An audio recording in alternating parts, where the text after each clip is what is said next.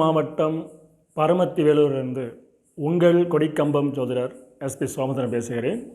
எண்ணுள் கலந்து எண்ணில் நிறைந்து எண்ணை வழிநடத்தும் திருமுருகன் திருவிழுக்கு கோடான கோடி நன்றிகள்.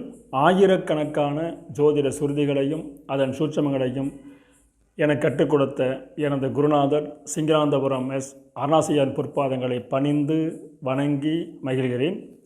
நமது காணொளியை தொடர்ந்து பார்த்து கொண்டிருக்கும் ஆதரவு வழங்கி கொண்டிருக்கும் என் ஜோதிட சொந்தங்களுக்கும் எனது மாணவர்களுக்கும் எனது வாடிக்கையாளருக்கும் கனிவான வணக்கங்களும் வாழ்த்துக்களும் நன்றிகளும். நாம் இந்த பதிவில் காண இருப்பது ஒரு அற்புதமான தலைப்பு.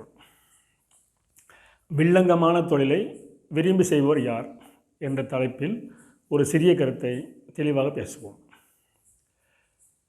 அதாவது தொழில் என்றாலே ரெண்டு பேரும் பிரிச்சுக்கலாம். ஒன்று தர்மம் சார்ந்தது, இன்னொன்று அதர்மம் சார்ந்தது. ஒன்று மக்களுக்கு பயன்படும் தொழில் அல்லது மக்களுக்கு துன்பப்படும் தொழில் எல்லாம் பிரிச்சுக்கலாம். அதாவது வில்லங்கம் வேண்டால் பொதுவாக ஒரு ஜாதத்தில் அவங்க காலம் பூராமே காவல் நிலையம், நீதிமன்றம், மருத்துவமனை இப்படி அலையக்கூடிய கிரகம் இப்போ அவங்க ஜாதத்தில் இருக்கும். அவங்களுக்கு வேறு எந்த தொழில் அமைஞ்சாலுமே காலம்புறம் அங்கே நடந்துக்கிட்டு இருப்பாங்க. ஆனால் அவங்களுக்கு ஒரு மாற்று வழி சொல்லணுமா, அவங்க ஜெயிச்ச வர வாய்ப்பு இருக்குது. உதாரணத்துக்கு பார்த்தீங்களா, இப்போ தினசரி போலீஸ் ஸ்டேஷன் போகிறது, தினசரி கோர்ட்டுக்கு போகிற மாதிரி அவங்க ஜாதத்தில் விதி இருந்ததுன்னா அவங்கள வக்கீலுக்கு படிக்க வைக்கலாம். வக்கீல் தொழில் கொடுத்துட்டோம்னா அதில் அவங்க சிறந்து வரதுக்கு வாய்ப்பு இருக்குது. அடியனுக்கு அப்படி அனுபவம் நிறைய நடந்திருக்குது. இந்த ஸ்க்ரீனில் பாருங்கள். இது ஒரு ஆஞ்சாதகம் 3/6/1990 9:25 PM. இவர் நாமக்கல் மாவட்டம் தான். லக்கணம் பார்த்திங்கன்னா தனுசு லக்கணம். லக்கணத்துக்கு 2ஆம் இடத்துல சனி பகவான் ராகு, லக்கணத்துக்கு 4இல் செவ்வாய், லக்கணத்துக்கு 5ஆம் இடத்துல விருச்சிகத்தை மேசத்தில் புதன் சுக்கிரன், ரிஷபத்தில் சூரியன், மிதுனத்தில் குரு பகவான், கடகத்தில் கேது, கன்னியில் சந்திரன். இது ராசி நிலை. நவாம்சம் எடுத்துட்டிங்களா, தனுசு லக்கணம் வர்க்கோத்தை வந்திருக்கு. 2இல் சனி பகவான் இருக்கார், 4இல் குரு பகவான் இருக்கார், ரிஷபத்தில் ராகு, மிதுனத்தில் சூரியன், கடகத்தில் சுக்கிரன், சிம்மத்தில் சந்திரன், கன்னியில் செவ்வாய், விருச்சிகத்தில் புதன் கேது. இது நவாம்ச நிலை. பார்த்தீங்களா, இவர் பிறக்கும்போது செவ்வாய் தசை 5 வருஷம் 3 மாதம் 12 நாள். அதுக்கப்புறம் ராகு 18 வருஷம் 20 முடிஞ்சு இவருக்கு குரு திசை நடந்துக்கிட்டு இருக்கு. இப்போ இவர் என்னோட கிட்டத்தட்ட 20 வருஷம் கஸ்டமர். இந்த குழந்தை சின்ன வயசு தான் என்கிட்ட பார்த்துட்ருக்காங்க. குழந்தையிலேருந்து பார்த்துட்ருக்காங்க. கிட்டத்தட்ட 10 வருஷமாக.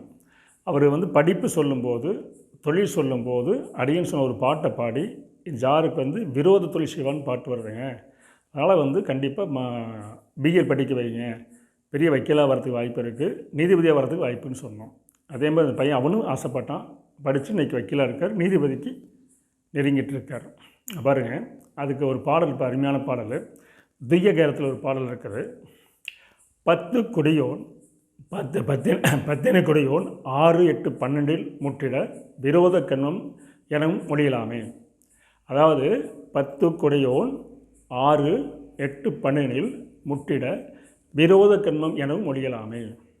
உத்தமன் 10 கொடியோடு புதன் ராகு கோடியில் லத்திட கண்மம் உயர்ந்தே செய்வான் அப்படின்னு பாட்டு. அதாவது என்ன பாட்டு சாரம் சொல்லிட்டலாம். இந்த துய்யகாரத்தில் வார்த்தைகளை கொஞ்சம் புரிதலுக்கு சிரமமாக இருக்கும். ஆனால் அது சாரம் தெரிஞ்சுக்க. அதாவது ஒரு ஜாதத்தில் லக்கணத்துக்கு 10ஆம் அதிபதி 6, 8, 12 மறைஞ்சாலும் 6, 8, 12 சம்மந்தப்பட்டாலும் அவருடைய தொழில் விரோத கண்மம். கண்மம்னா கர்மம், கர்மம்னா தொழில், விரோதமான தொழில் செய்யறதுக்கு வாய்ப்பு இருக்குது. அதாவது அவன் தவறான நல்ல அதாவது வில்லங்கமான விவகாரமான மற்றவங்களுக்கு துன்பம் தரக்கூடிய, மற்றவங்க துன்பம் தீர்க்கக்கூடியவர்களை மாற வாய்ப்பு இருக்குதுன்னு அர்த்தம்.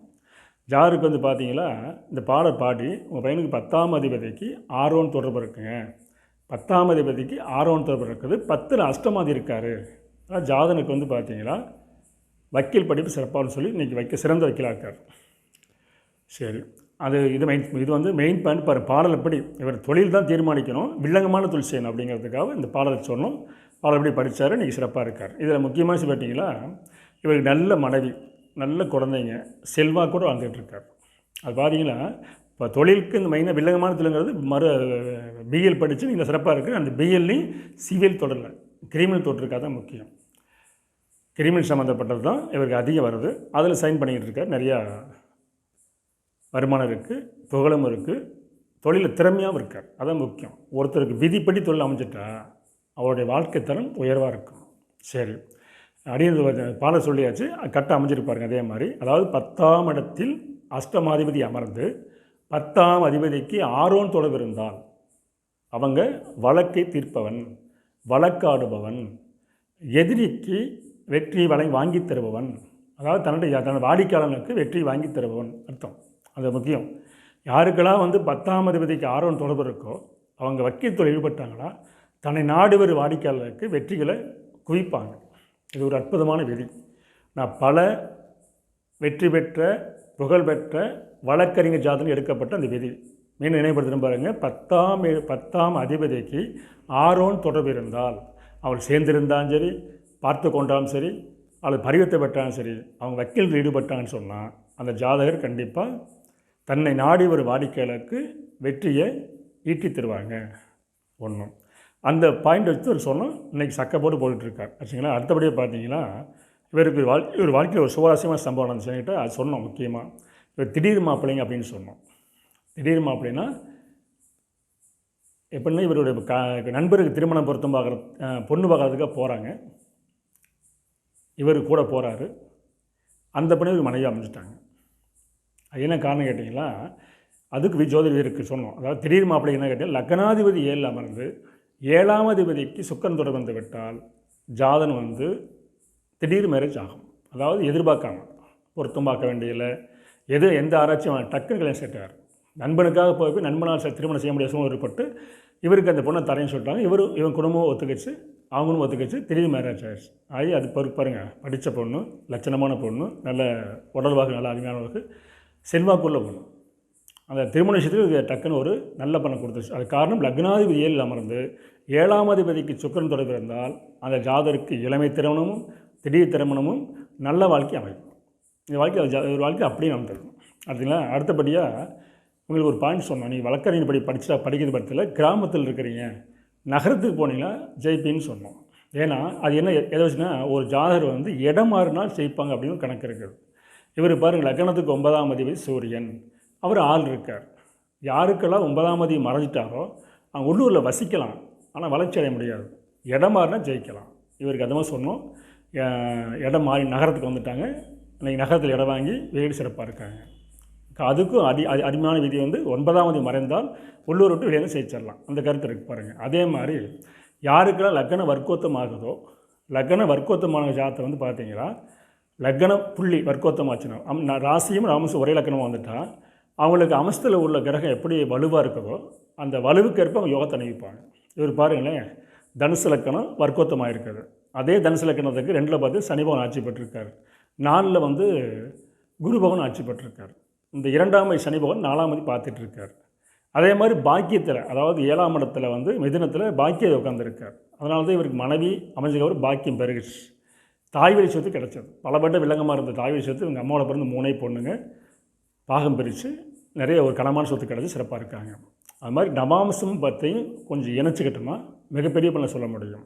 ஆக ஒரு ஜாதகத்தில் முக்கியமான விதி லக்கணத்துக்கு 10ஆம் அதிபதி 6, 8 பாண்டில் மறைந்தாலும் 6, 8 பாண்டில் சம்மந்தப்பட்டாலும் அவங்க வில்லங்கமான விஷயத்துக்கு தகுதி பெற்றவங்க. அதே மாதிரி 10ஆம் அதிபதி புதனாக வந்துட்டார்னா வழக்கறிஞர் துறைக்கு போகிறதுக்கு வாய்ப்பு உண்டு. 2 இன்னொன்று பார்த்தீங்கன்னா யாருக்கெல்லாம் 2ஆம் அதிபதி ஆட்சி பெற்று பாவர குடியிருக்கிறதோ அவங்களும் பேச்சுத்தில் ஜெயிச்சு வருவாங்க. இவருக்கு பாருங்கள், 2ஆம் இடத்தில் சனி பகவான் ஆட்சி பெற்று பாக்கிய சாரம் சூரியனுடைய சாரம் பெற்று வர்க்கோத்தம் பெற்றிருக்கார். அந்த சூரியன் 6ல் அமர்ந்து, அதாவது வழக்காடும் இடத்தில் அமர்ந்து வலுப்பெற்றார். அப்படிங்கும்போது இவருக்கு விதிப்படி வழக்குரைக்கும் தொழில் அமைஞ்சு இன்று உயர்த்தலில் வாழ்ந்துகிட்ருக்கார் என்று கூறி அடிக்கடி கூறுவது போல் ஆதார சுருதியோடு உதாரண ஜாதகத்தை உங்களுக்கு தொடர்ந்து வழங்குவதில் மிகுந்த மகிழ்ச்சின்னு கூறி மீண்டும் சந்திப்போம். நன்றி, வணக்கம், வாழ்க வளமுடன்.